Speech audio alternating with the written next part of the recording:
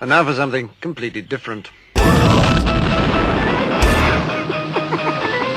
It's a rich man's world. Forget everything you've been told by others before. Get ready for the real deal, the full story. Real talk about money, markets, life. Now, it's The Real Investment Show with Lance Roberts, presented by RIA Advisors.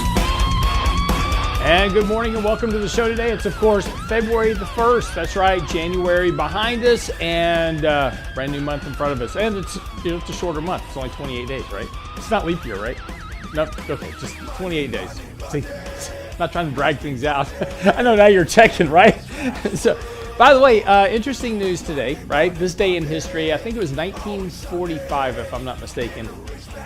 Nope, just 28 days? Yeah, see, there we go. Good. So, today was the day that RCA released the first 45 RPM.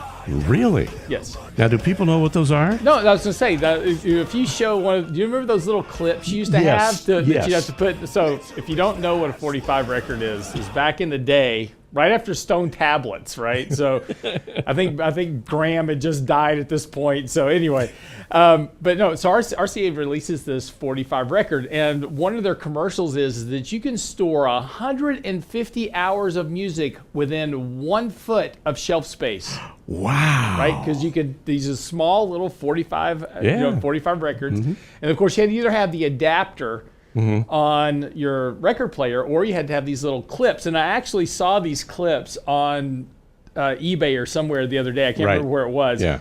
But they said, ask your kids what these are. And if you didn't grow up at the time that you were buying 45 records, and of course, they gave you one good song. I remember one of my first 45s was Barracuda. And By heart. By heart, yes. And when you flipped it over, it was some random song that they did that you don't even know what it was. Something else from Dreamboat Annie or something. Exactly, right. So you got one good song, and then you got the B-side, right? But anyway, today was the first time that RCA released the 45. So wow. Interesting day in February. Do you still have any 45s? No, unfortunately, I wish I did. LPs are making a big comeback now. I know. So it's kind of interesting. Now all these people are kind of going back to wanting to listen to the old vinyl, because the reasoning is, and you always have to go with this. Why do you like LPs? Why are LPs making a comeback? Because the sound is richer. It is. Of course, you get a pair of big speakers. Yep. And a tube-type amplifier. Correct. Yeah. And the sound is richer. Or it's just louder. One of the two. You can either play digital music off your phone, or you have these big, giant 6-foot, But at our age, who can tell? I know, right? If you have a couple of, 12-inch subs and, you're good. Yes, the music will sound a lot richer. We were in Best Buy over the weekend. Yes. A whole array of turntables that I was drooling over. Oh, I know. Yeah. I know. One of the neat kind of companies that makes receivers now is a company called Macintosh. Yes. And they actually have these, receivers that are clear. They're clear cased with the tubes inside that they light up and all this. But it's very cool. Yeah, but it's very cool and very expensive, by the way. I mean, they're not you cheap. better be the top 1% of income earners to own a Macintosh. They may cost amplifier. more now, relatively, than they did back then. Yeah, but they are quite. Yeah, I agree with you. Right? It's like, well, it's like someday when I grow up. But you're shell out. It's basically a Macintosh receiver will run you the price of a Volkswagen, pretty much. I mean, they kind of get in the same ballpark. Anyway, stuff to get into the show today. Obviously, first day of January now. Since 1959, when there has been a trifecta of disappointment. In other words, the Santa Claus Rally fails, the first 5 days of January fails, and of course the month of January fails. The markets have been down for the year about 9% on average, with the exception of 2014, which now, why was 2014 different? Well, coming out of 2013, and again, this was really in 2012, but we had a slowdown in manufacturing, but the Fed was doing a tremendous amount of liquidity at that point in 2014. Had done Operation Twist, and then over fears of the kind of the fiscal debt package that we did back in 2011, there was this concern about the fiscal cliff in 2013. So Ben Bernanke was injecting a lot of liquidity into the markets to hedge off this, what they call the fiscal cliff in terms of the financial debt and government. So that was really kind of what bailed out the markets in 2014 more than anything else. But outside of that one event year, every year that you've had the trifecta of negativity, and we talked a little about this yesterday, so goes January, so goes the year. But when you've had the trifecta of a disappointing Santa Claus Rally, now we did get a Santa Claus Rally in the last week of December, but that failed in the first 5 days of January. So that was a negated Santa Claus Rally, because the Santa Claus Rally goes last week of last week of December, first week of January. First 5 days of January failed, and then also the month failed. So now, despite saying that, and looking forward, we had a great day in the markets yesterday. Markets kind of started out a little bit weak in the morning, but they gained steam all afternoon, and that's actually a very positive sign. Two things occurred yesterday. Started out weak, finished the day at highs for the day. So that's a very good indication for some follow-through activity here in the short term. Most importantly, very clear buy signal now triggered on our money flow indicator. Overbought conditions are not there yet, so we still have some room to go here. But again, as we kind of keep a watch on this, we're about to run into some pretty tough overhead resistance. We've got the 20-day sitting below the 50-day moving average, and there's a cluster of that resistance, and also these lows kind of going back to now. We're now about to challenge those lows from December. So we've now got a good bit of overhead resistance the markets are going to run in here in the next day or so. After the bell today, there's some big earnings coming out. We've got Google, AMD. So there's going to be some big movers after the bell today. We're right in the midst of earnings season. So far companies are beating estimates, but they are also guiding down, and they're not beating by nearly as much as we've seen previously. And this is what we discussed before. This is going to lead to a downward revision in earnings estimates for the rest of this year. Again, this is how we play the beat the estimate game. So once we get this report, we'll start to see forward estimates begin to come down rather sharply, so that companies can beat those estimates when we get into the second quarter, third quarter, fourth quarter this year. But those estimates are going to come down, particularly as we get slower rates of economic growth throughout the year. But that's for later. For right now, good news, and we've talked about this over the last few days. The good news here is that we are getting this rally that we needed. Markets had gotten very, very oversold, over the last couple of weeks. I mean, it was a pretty brutal January, especially outside of the top 5-10 stocks of the markets. Those really of what supported the market was the Apple, the Microsoft, the Googles. Those really held up much better than other big areas of the markets, and particularly in the tech sector, really took a pounding in December and January. But markets got very oversold here, so this rally now back, not surprising. And again, we'll see how far this goes, but again, as we get into February tends to be one of the weaker months of the year. But given the weakness that we had in January, I suspect that February will perform a little bit better this year, even though it may not be exhilarating. But we may likely see some better performance in February given the beating that we had here over the last month. Most likely, we've gotten a big chunk of this concern behind us. Now, the Fed meeting is in March, so we won't really know much more about the Federal Reserve and what they're going to do until then. Now, we are going to get a lot of speakers, though, so we're going to have a lot of indications about how aggressive they're going to be. Are they going to back off some of that aggressiveness? We saw yesterday some economic reports coming out, Dallas Fed and others, starting to show some signs that we may have seen the peak in inflation. If that continues here, and if we have a weak employment report in January, that could bring off some of that pressure on the Fed to act. We'll talk more about this. We'll come back from the break. RealInvestmentAdvice.com is the website. Get by there. Our new article is out today. Is the bottom end? That's the name of the article. RealInvestmentAdvice.com.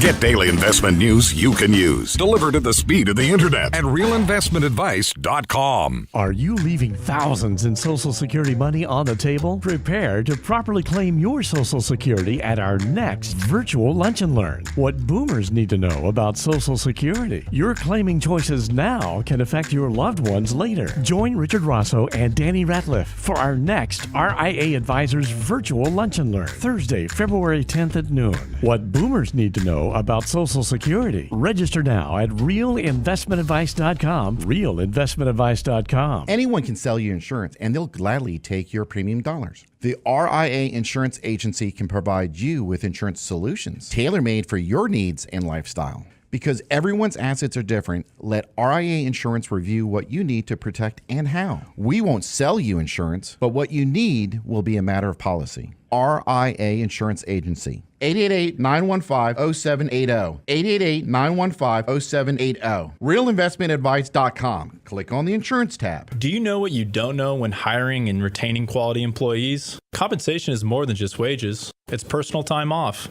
the vacation days, healthcare benefits, a 401k. Do you know what's important to them? Hi, I'm Tom Allen, RIA Advisors Retirement Plan Consultant.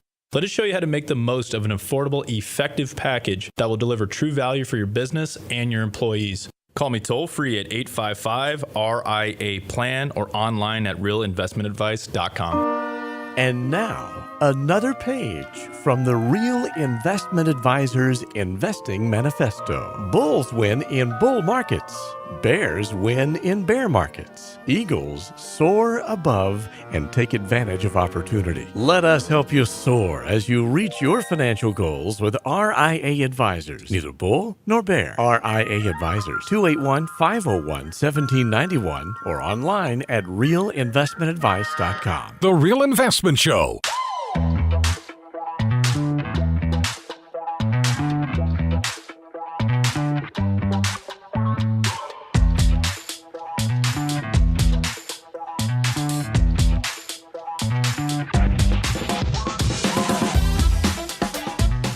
So, been lots of, discussion. We've been talking about it as well. And one of kind of the underlying discussions that we've had is whether or not the Fed will be as aggressive as, headlines suggest, right? A lot of Fed speakers have been coming out talking about, hey, we're going to hike rates. We're going to do it aggressively. We're going to tighten QE. We're going to hike rates as soon as March.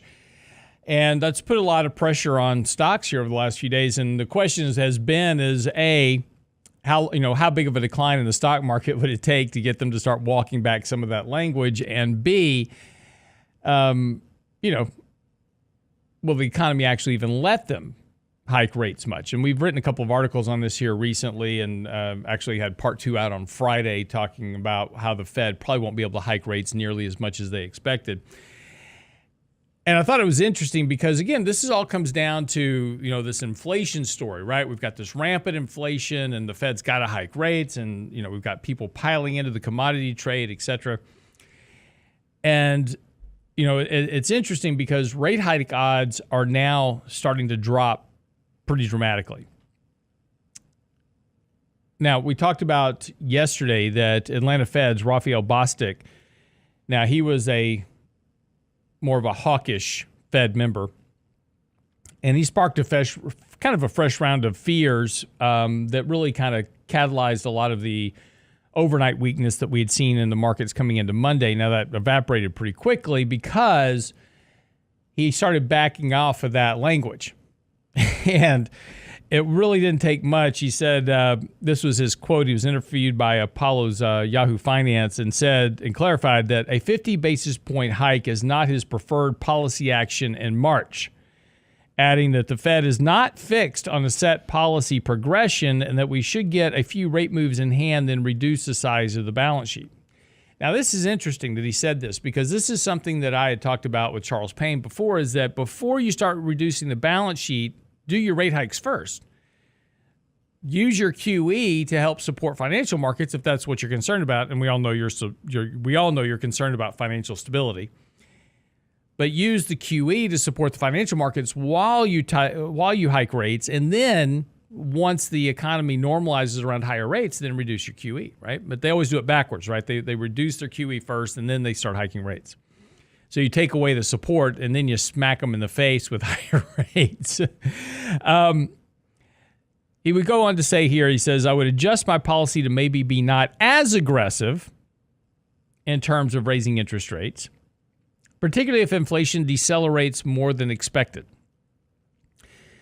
So that was enough of a walk back there that the odds for March rate hikes actually dropped fairly sharply yesterday. It's also what sent the markets running like a banshee yesterday, with particularly tech stocks leading the way, because if the Fed is going to back off rate hikes and if inflation decelerates, that's bad for the commodity trade, good for the growth stock trade. And, that's kind of been one of our premises here over the last, couple of weeks we've been talking about, writing about, is that the growth trade may be where you want to be despite the fact that we have current rates of inflation, because the inflation that we're seeing is a function of an artificial nature that is now all reversing. Now, this is all contingent upon the government not passing another spending bill, right? So, interestingly enough, Joe Biden had a meeting with all the governors yesterday, talking about this, his quote unquote, we're going to be sending you a hell of a lot of money, talking about the infrastructure bill. So the infrastructure bill that was passed now was funded, and they're going to be sending that money to the states to start building up, roads, bridges, all these type of things that are supposedly infrastructure. Now, the problem with it is only about 10% of the spending actually goes to infrastructure. The rest of it is for a lot of other purposes that really don't create economic activity to a great degree. So, two things occur with infrastructure, and everybody gets all excited about this. Is like, yay, we're going to inject some more money into the economy. This will make the economy stronger. The problem with infrastructure projects is that it takes a very long time. It's like, great, okay, give me money. Generally, that money gets used for other stuff to begin with, but the projects take a long time to put together. And by the time you get the project funded and then figure out what you're going to spend it on, and then you kind of get everything together and make the plans for whatever infrastructure we're going to build a new bridge, so we got to get an architect and we got to do all these other things, right? By the time you do all that, it takes a while to get a project off the ground, and then it takes time to build it. So the input into the economy, when you talk about an economy that's a $29 trillion economy, right? Or sorry, that's the debt. We're talking about a $20 trillion economy. Throwing another trillion at it over the course of a few years, it doesn't make that big of an impact, right? You're not going to get a surge of economic growth and activity out of $1 trillion spread out over a few years. So, we all get excited about these spending bills, and we're going to build back we're going to build back better. But the problem is that it takes such a long time. And again, a lot of that money gets wasted to a large degree. It doesn't really actually wind up creating any type of real economic activity. And as President Obama said when he passed the infrastructure bill, they passed the bill, then a couple of years later he says, well, the infrastructure projects weren't really as shovel ready as we thought. And that's the problem with infrastructure. They're not shovel ready. You can't just immediately go out and drop $1 trillion and have $1 trillion hit to the economy in terms of growth and jobs and all these type of things, because of the lead time that it takes to get these projects going and the waste. The problem with any time that you inject government in the middle of a project, you get a lot of waste, overages, those type of things. And if you don't believe me, just go take a look at the high-speed rail boondoggle out in California. It tells you all you need to know. So, that's why we're going to get deflation later this year, unless somehow you pass a Build Back Better plan. Now, that's also on the table. Congress is coming back to work today, if you want to call it that. And now the Democrats are pretty much kowtowing to Joe Manchin, saying, okay, look, we need to pass something on the Build Back Better plan. So tell us what you'll pass and we'll pass that. So we'll see what kind of tenor that Joe Manchin has in terms of wanting to pass more spending bills, et cetera, before the midterm election. Because, again, when Joe Manchin and Kristen Sinema both kind of rejected the Build Back Better plan, both of them raised a lot of funding for their campaign.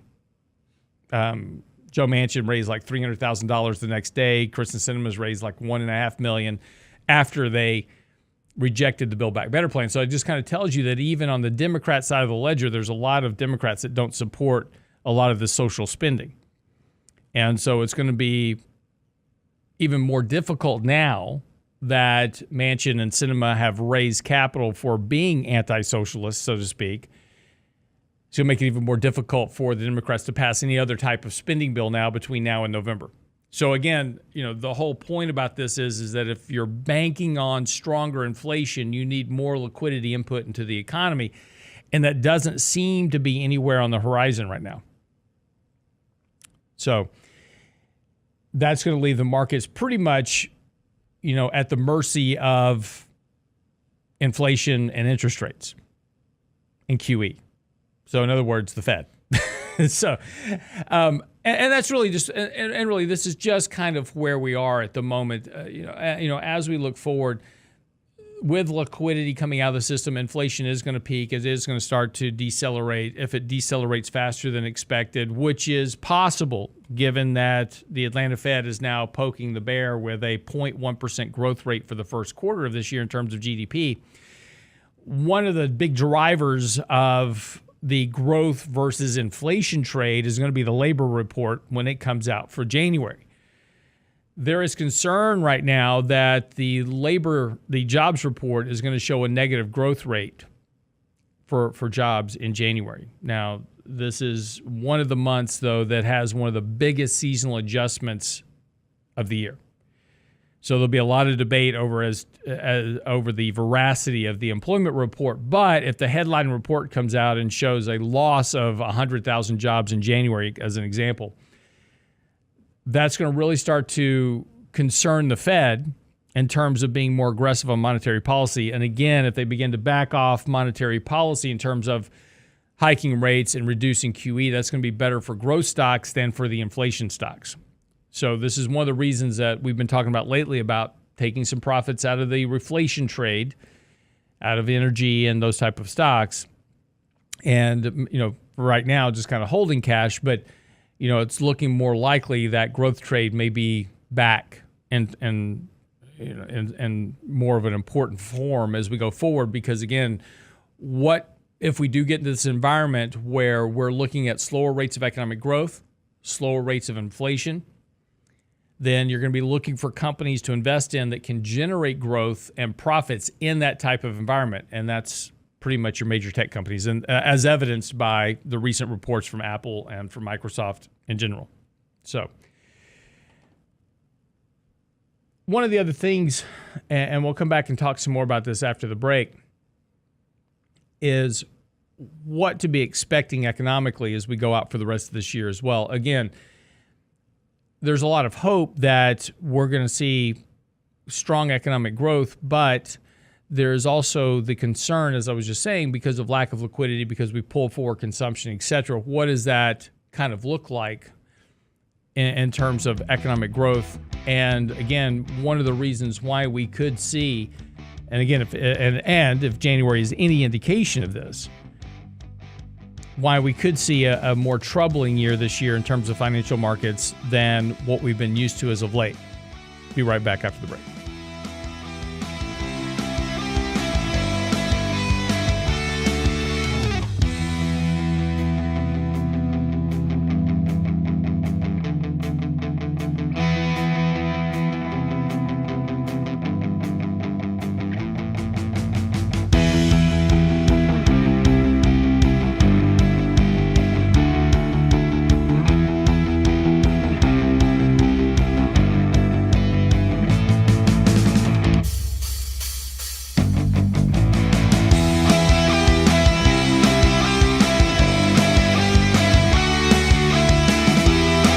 The Real Investment Advice blog. It's required reading for the informed investor. Catch it today at realinvestmentadvice.com. Are you leaving thousands in Social Security money on the table? Prepare to properly claim your Social Security at our next virtual Lunch and Learn. What boomers need to know about Social Security. Your claiming choices now can affect your loved ones later. Join Richard Rosso and Danny Ratliff for our next RIA Advisors virtual Lunch and Learn, Thursday, February 10th at noon. What boomers need to know about Social Security. Register now at realinvestmentadvice.com. Realinvestmentadvice.com. Anyone can sell you insurance, and they'll gladly take your premium dollars. The RIA Insurance Agency can provide you with insurance solutions tailor-made for your needs and lifestyle. Because everyone's assets are different, let RIA Insurance review what you need to protect and how. We won't sell you insurance, but what you need will be a matter of policy. RIA Insurance Agency. 888-915-0780. 888-915-0780. RealInvestmentAdvice.com. Click on the Insurance tab.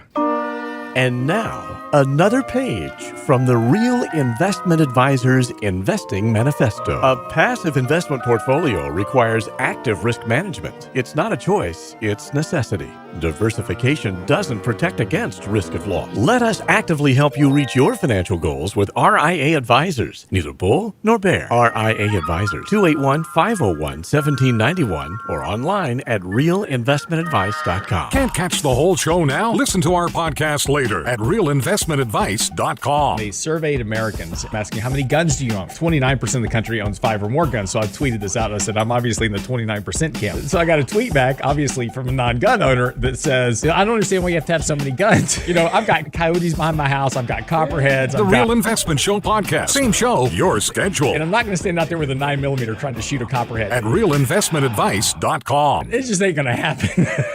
Small businesses are discovering that attracting and retaining top talent come down to more than just salary. In today's highly competitive job market, compensation is more than just wages. Hi, I'm Tom Allen, RIA Advisors Retirement Plan Consultant. Healthcare and retirement plans can make the difference in hiring and retaining the best employees. We can show you how to build an affordable, effective employment package that delivers true value for your workers and your business. Call me toll-free at 855-RIA-PLAN or online at realinvestmentadvice.com. Real Investment Show podcasts are now available from Stitcher Smart Radio at Stitcher.com. Hi, Lance Roberts here. If you're like most people, your 401k plan represents the bulk of your retirement assets. And unfortunately for many, managing your 401k plan can be difficult. There's so many choices, so many things to consider. With just a quick email, a couple of questions, you can put RIA Advisors to work for you managing your 401k plan. It's a quick and easy application. Just simply click Ask a Question at realinvestmentadvice.com or give us a call at 855-RIA-PLAN. That's realinvestmentadvice.com. Are you leaving thousands in Social Security money on the table? Prepare to properly claim your Social Security at our next virtual Lunch and Learn. What boomers need to know about Social Security. Your claiming choices now can affect your loved ones later. Join Richard Rosso and Danny Ratliff for our next RIA Advisors virtual Lunch and Learn. Thursday, February 10th. Register now at realinvestmentadvice.com. You're listening to The Real Investment Show.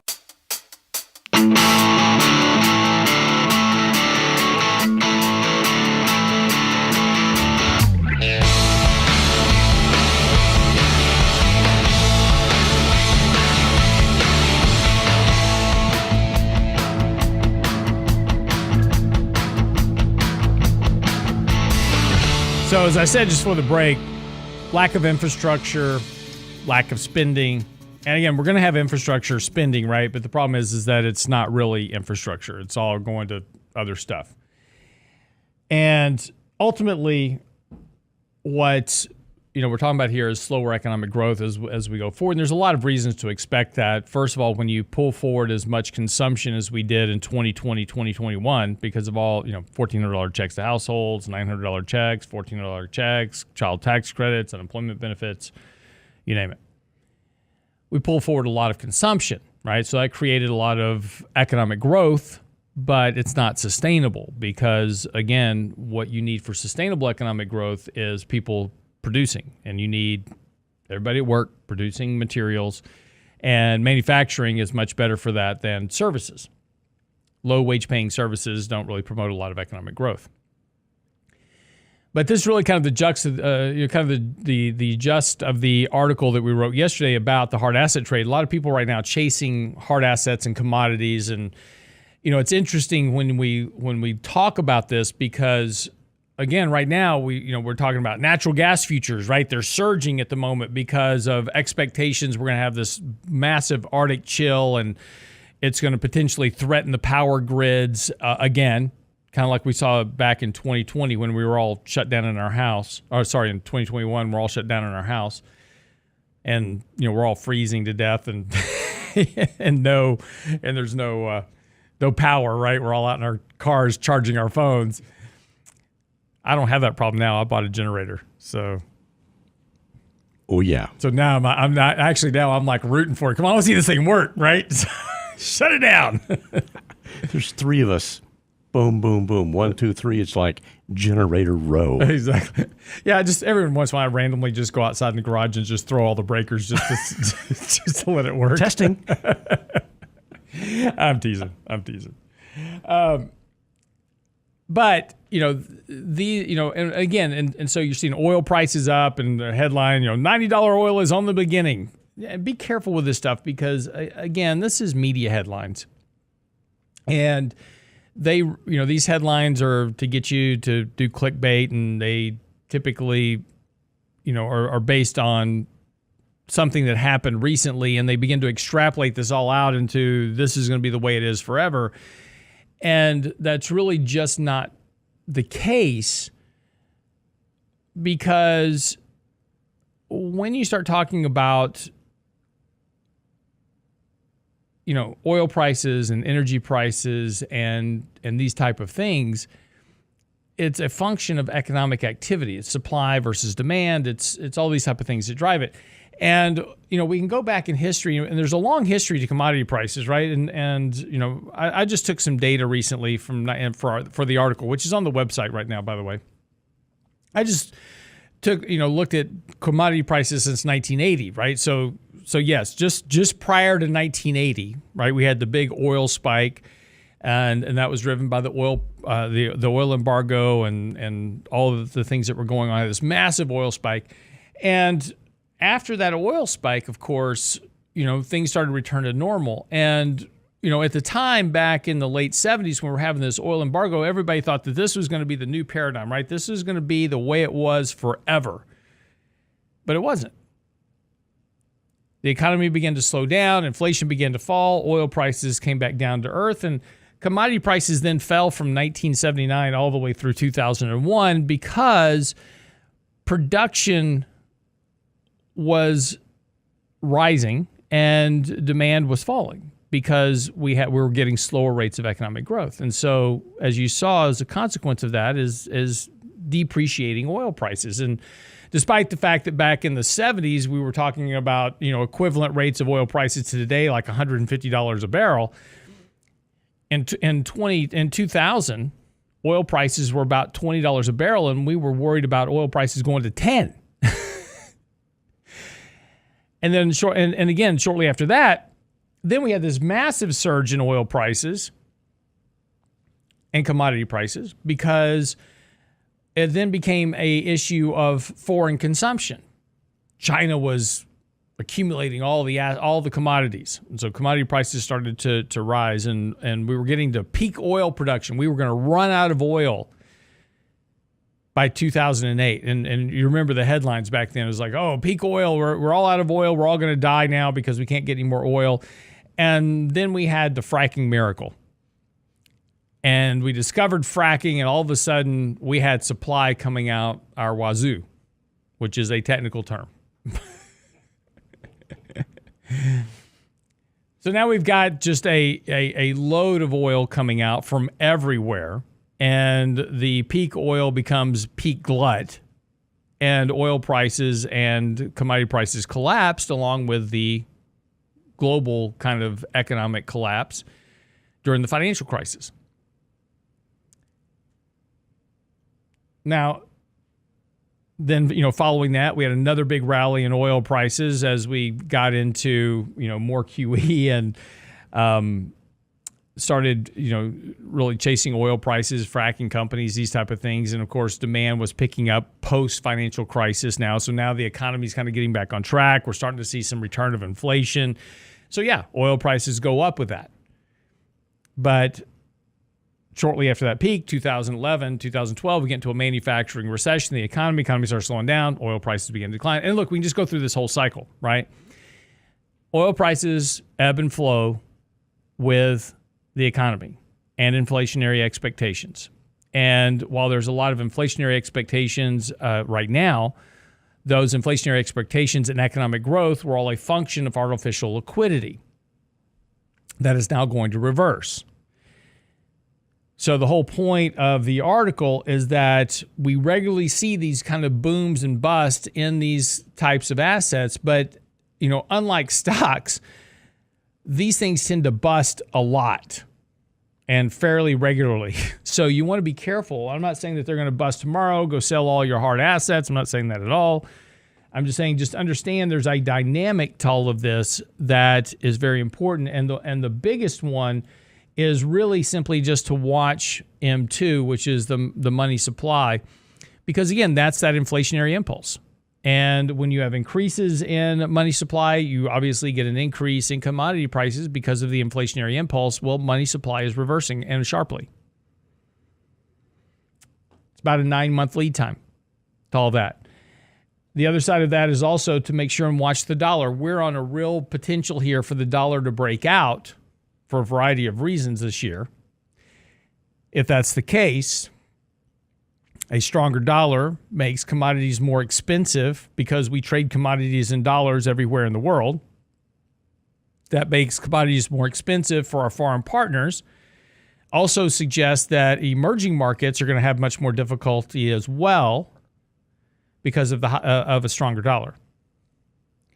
So those are really the two things to watch. If you're long the hard asset trade, you need to pay attention to the dollar, pay attention to money supply and economic growth. Those are really the things that are going to dictate the outcome of that commodity trade. And if you're, and we talked about this, previously, but this is the whole kind of juxt of the article, is that if you're banking your entire portfolio on an inflation trade, be careful.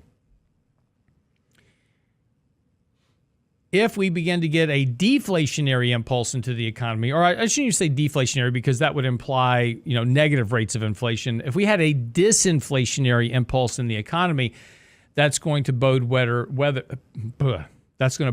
better. I'll spit that out for, as I said earlier, companies that can grow earnings in a slower inflationary, slower economic growth rate environment. So that's the thing to think about. That article's on the website now.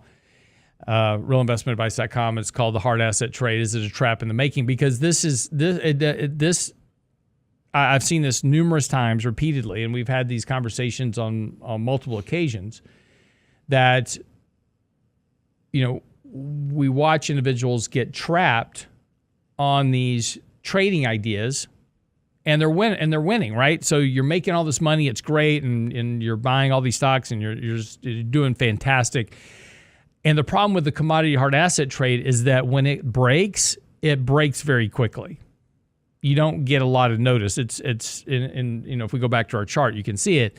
It's a function of just kind of booms and busts. There's not really much in between for commodities and hard assets. So just something to be, I just want you to be careful of it. And, if you're very long that trade, and you're betting on this inflationary impulse that's we're going to go back to the 70s, there's really not much of an indication that that's going to happen. Back in the 70s, you have to remember that we were a manufacturing-based economy. We were growing at 8-9% economic growth rates.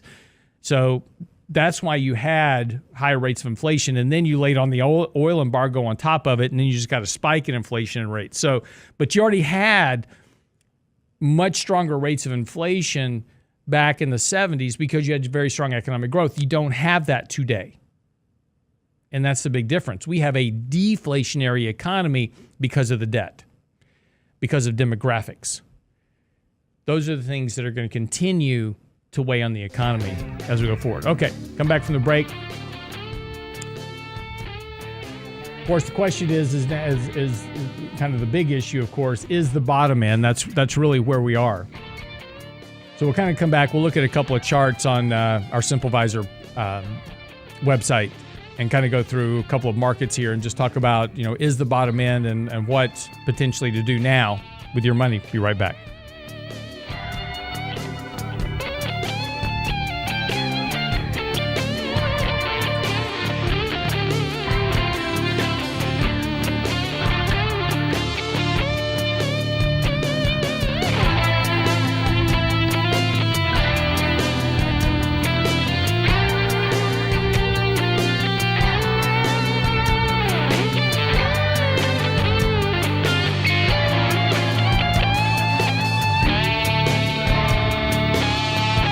Get daily investment news you can use, delivered at the speed of the internet at realinvestmentadvice.com. Are you leaving thousands in Social Security money on the table? Prepare to properly claim your Social Security at our next virtual Lunch and Learn. What boomers need to know about Social Security. Your claiming choices now can affect your loved ones later. Join Richard Rosso and Danny Ratliff for our next RIA Advisors virtual Lunch and Learn, Thursday, February 10th at noon. What boomers need to know about Social Security. Register now at realinvestmentadvice.com. Realinvestmentadvice.com. Anyone can sell you insurance, and they'll gladly take your premium dollars. The RIA Insurance Agency can provide you with insurance solutions tailor-made for your needs and lifestyle. Because everyone's assets are different, let RIA Insurance review what you need to protect and how. We won't sell you insurance, but what you need will be a matter of policy. RIA Insurance Agency. 888-915-0780. 888-915-0780. Realinvestmentadvice.com. Click on the insurance tab. What worries you about your money? Enhance your financial success with RIA Advisors' free financial planning tool, MyBlocks. It's our online modular manager for your money and your life. Does your vision of retirement match up to reality? MyBlocks can help to determine how much you'll need and how you can achieve. Create your own personal financial vision for the next decade with MyBlocks, our free tool at RIAadvisors.com. Click on the Client Portal tab, RIAadvisors.com. And now, another page from the Real Investment Advisors Investing Manifesto. Manage risk and volatility rather than trying to manage gains. You don't have to be right all the time. Long-term investing success is a 70% gain. Let us help you reach your financial goals with RIA Advisors. Neither bull nor bear. RIA Advisors, 281-501-1791 or online at realinvestmentadvice.com. The Real Investment Show. What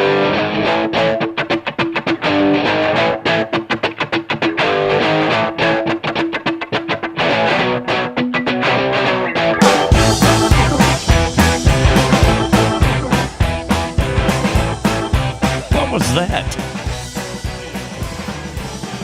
You never listen, baby. You talk over me. Here you go again. You know, just some of the stuff that I see come across the television. So if you're in your car driving, please keep your eye on the road and don't try to look at your phone. But if you ever watch our live stream, which you can get on our website, of course, we stream daily live to YouTube for you. So you can share in all of the charts and graphics that we share, but I will always explain them to you just in case. I will give you a visual image just in case you are in your car driving. We're not going to leave you out, don't worry. But we have 3 monitors in our studio, and just sometimes the stuff that comes up on some of these news channels is just I just want to just go, just mind-boggling. I'm out. So the latest one is Governor Newsom is now going to give inmates on death row. He's going to move inmates off of death row into better facilities and give them amenities. Amenities, because they need a better life. What's left of it? Because, well, no, he won't sign a death warrant. He really? even though they passed in California two laws about death row. One was to expedite the process of once you are indicted, convicted, and sentenced to death, to expedite that process to get you kind of moving along towards the end a little faster. And, of course, the other was the actual ability to provide the death sentence in California. Well, Governor Newsom won't sign an order for the death sentence. It says it's against his conscience as governor.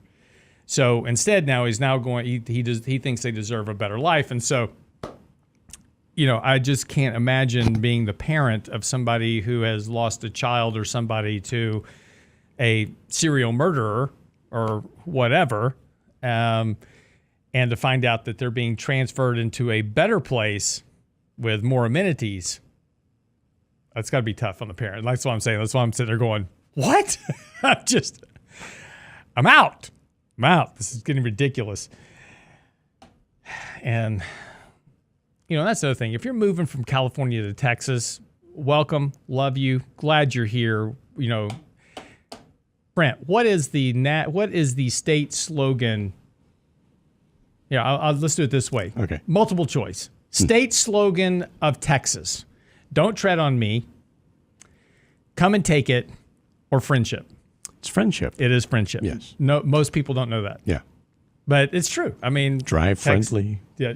All just that stay. stuff. Just stay out of the left lane. Yeah. The left lane is for 90 and above. If you leave your house half an hour early to get to a meeting that's only 5 minutes from your house, stay in the right lane. Well, it is state law. Slower traffic, stay right. It is. That is correct. It is state law. But there are those people that leave half an hour early for a 5-minute meeting. Yep. I got behind one this morning on the feeder road. They're the same ones that drive around in the rain with their flashers on. Yes, exactly. So if you're moving from California, love you, welcome. New York too, love you, welcome you. Yep. Come be a Texan. It's a great place to live. Wonderful people here, very friendly. Just don't vote the same way.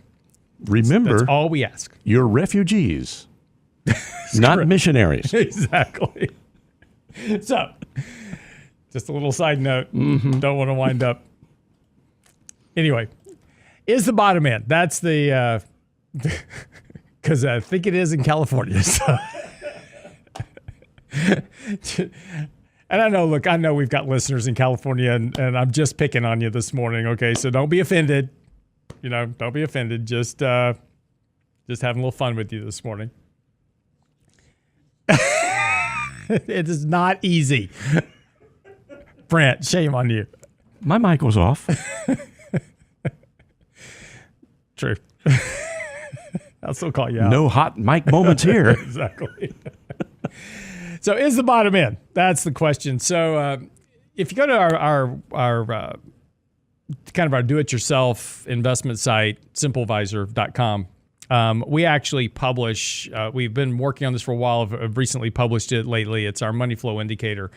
We talk about it a lot on the show that we use internally, and we had to build it for simplevisor.com so you can have access to it, and you can plug in your own stocks, your own indexes, whatever, and take a look at the buy and sell signals that are generated for that. But the one thing that I kind of wanted to note, and again, we kind of talk about is the bottom end. There's a very good likelihood at this point that the bottom is in, but I want to put this caveat on it for now. As I said earlier, there's a lot of reasons to expect that we could see a lot of volatility this year, both up and down. And it doesn't necessarily, in other words, we could wind up the year where we started.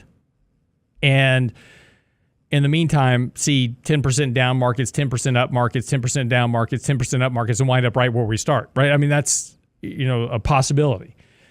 But that's going to be a very challenging year to navigate in terms of managing portfolios. And we're trying to figure it out ourselves, right? We certainly don't have the answers, and we're certainly not prescient. As we talked about yesterday, the best predictors are about 3 days in advance. So, between now and Friday, hey, I think the markets will be up. That's a fairly safe prediction because we're so oversold. Futures are turning around a bit this morning. Not surprising. First day of February, portfolio managers are going to be positioning, get positions on the books for February, especially coming out of a tough January. NASDAQ was down about 9% in January. It's one of the biggest drops since March of 2020. But it's been a long time since we've had that kind of a correction, right? And this is the interesting thing about this is, S&P's down 5.9% for the month. Was down about 9% at its lows. And we were talking about the worst start 2 days ago. We're talking about the worst start to the year since 1939. 2 days later, you're down 5.9%, no big deal, right? Just a lot of volatility in between. That makes it very difficult to manage money because you start, you sell, and all of a sudden the market turns right around and goes right back up again. It's like, wow, what's going on, right? Tech stocks were supposed to be, the end of tech stocks because of higher interest rates, and they've had huge surges the last couple of days.